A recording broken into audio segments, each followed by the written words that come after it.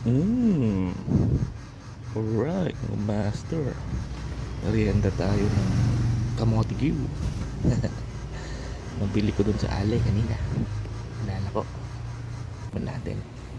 Tagal ko na rin hindi nakakain ng ganito eh. Kamote Q. Tikman natin. Mmm. Sarap. Tamis-tamis. Pinaghalong brown sugar at tamis ng kamote. Alright, masarap mga master. Solid. Ito yung minimerienda ko dati ng bata ko eh. Bago pa maus yung mga takoyaki, mga gano'n. Sarap master. Bihira na lang itong mga ganitong merienda eh. Pero sarap talaga nito. Kain tayo mga master.